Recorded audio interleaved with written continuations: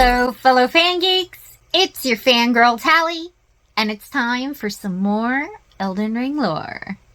That's right. Square Table Gaming has dropped Romina, Saint of the Bud. So let's get to it.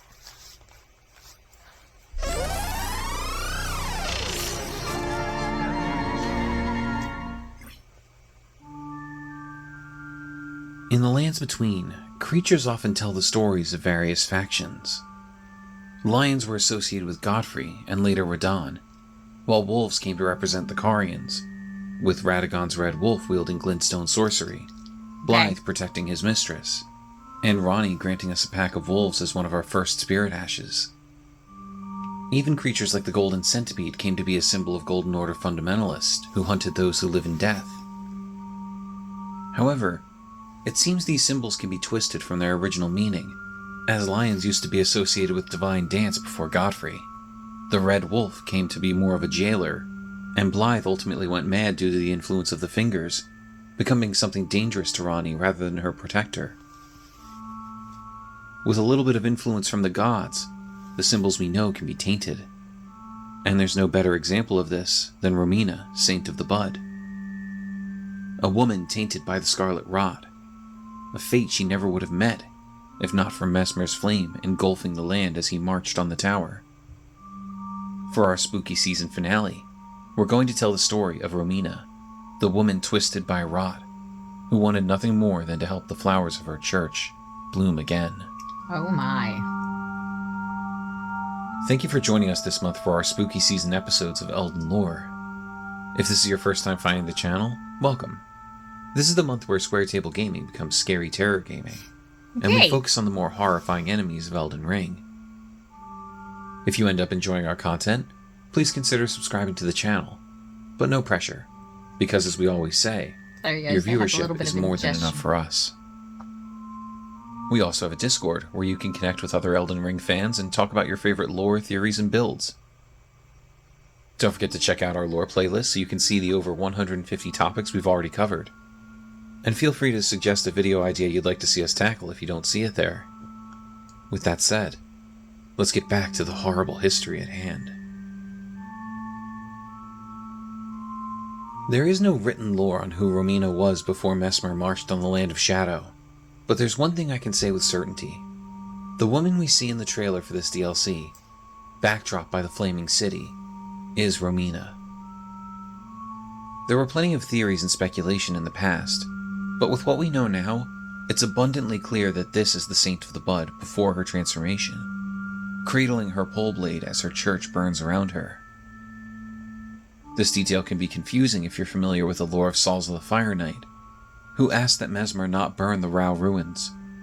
But if we consider that the Church of the Bud is where we ultimately burn the small tree that conceals Anira Limb, it stands to reason that even if Messmer never specifically attacked the ruins, the church would be caught in the crossfire of the sack of Bellarat Tower, which reduced it to a crumbling mess.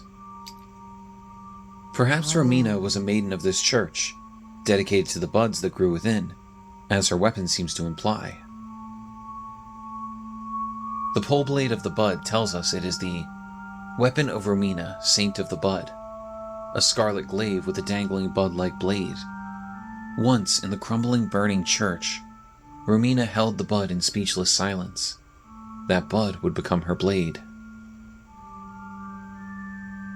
We can take the meaning of the bud becoming her blade a little less literally, because after the church was burned to the ground, she discovered something new lurking beneath that would make her blade all the more deadly to those who would threaten her buds.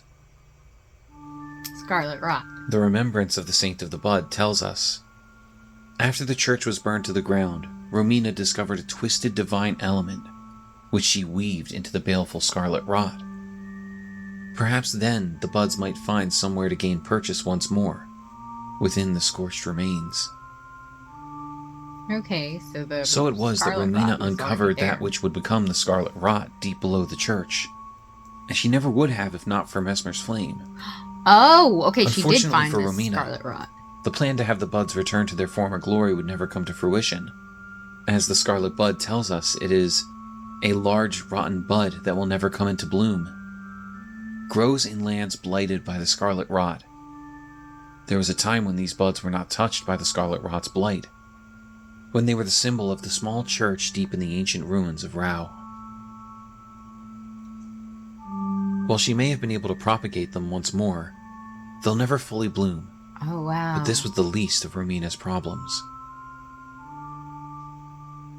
It would seem her attempt to propagate the bud with the scarlet rot had certain side effects. When we discover the spider-scorpion ashes, we learn that this breed of scorpion was native to the realm of shadow, but was far smaller in size. Recent giant scorpions are said to trace back to the Church of the Bud. This would mean that the rot granted power to those scorpions who already carried it within their bodies. Ah. This makes sense, as all signs seem to point toward the rot's first avatar being a scorpion. The scorpion stinger is a dagger found in the Lake of Rot, being worshipped as a religious item by the kindred of Rot. Its description tells us it's a dagger fashioned from a great scorpion's tail, glistening with scarlet rot. Ugh.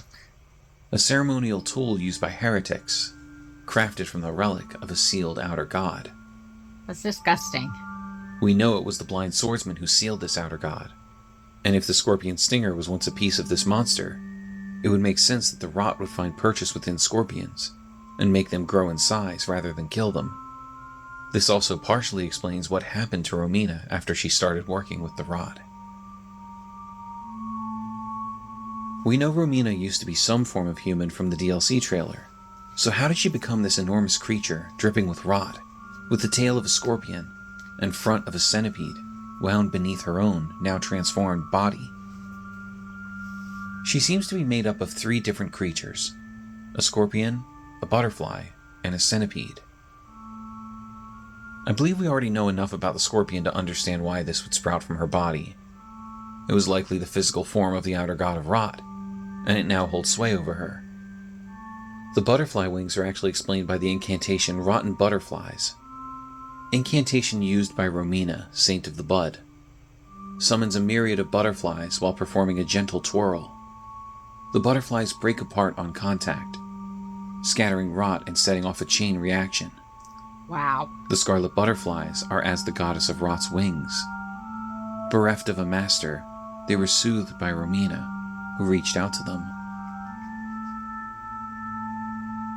Romina found the rot well before Melania bloomed enough to take on her rot wings made of butterflies.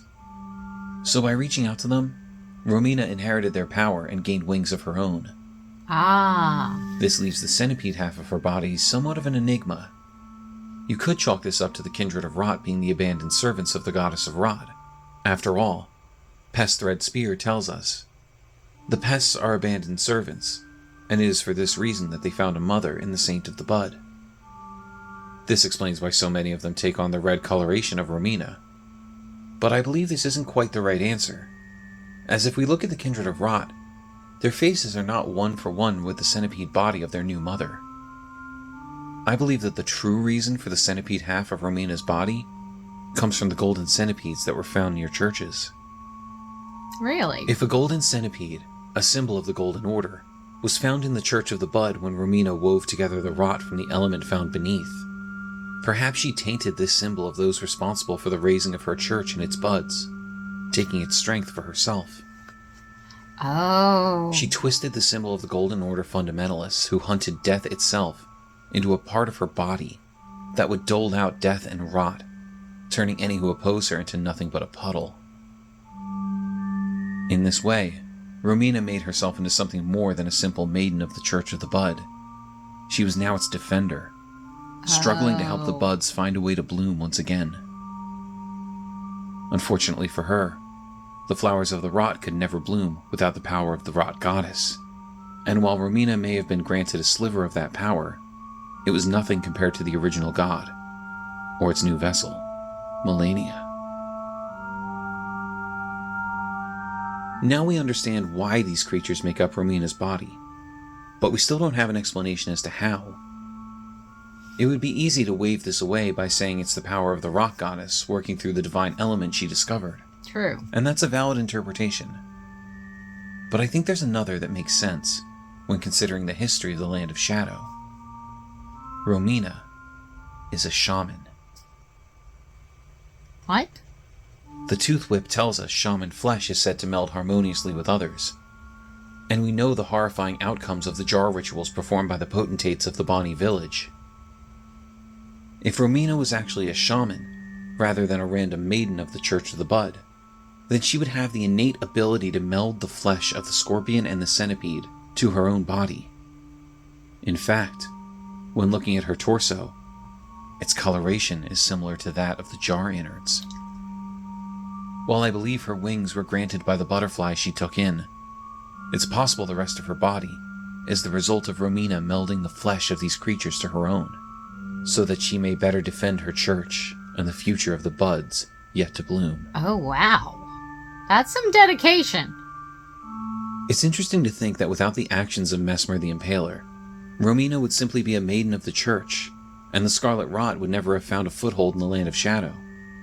Without his attack on Bellarat and his burning of the Church of the Bud, Romina would not have found the ancient disease lurking beneath the ground. The twisted divine element would never become the Scarlet Rot, and the scorpions of the Land of Shadow would not have become the hulking monstrosities we now face. If not for his relentless attack, Romina herself would never have taken up the bud and melded her flesh with the scorpion and the centipede. Wow. So that she might defend her rotted home. Behind this twisted amalgamation of creatures is a maiden whose only wish was to help the buds of her church bloom.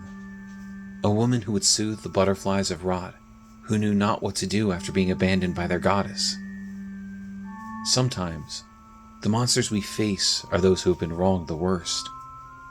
So give a thought to Romina before you slay her, because in this battle, the monster is you. That's so sad. Thank you for joining us for our exploration of Romina, Saint of the Bud. Do you believe the woman we see in the trailer for Shadow of the Erdtree holding her weapon, backdropped by the flaming tower, is truly Romina? Kinda. Why do you think half of her body is now a centipede? Will the butterflies finding a home with Romina someday return to Melania when she blooms a third time? What is the divine element that became the rod? Let us know your thoughts in the comments below.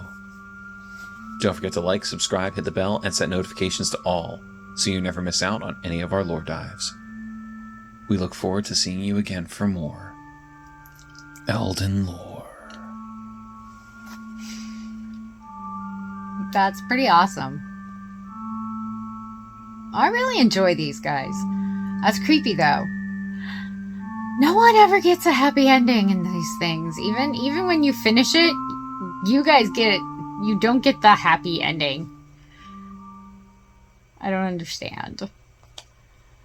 Okay guys, comment below, let me know, what did you think? Was that boss a heavy battle? I don't remember watching Editor Hubby play that one. So please let me know. As always, please hit that like bell, that like button. It really helps us out, gets the video out to more people, and please subscribe to our channel. Editor Hubby and I appreciate it so much, and we'd love to have you as a fan geek. Hit that notification bell with your notifications turned on so that you know every time we drop a new video. And I will see you in the next one. Bye, guys.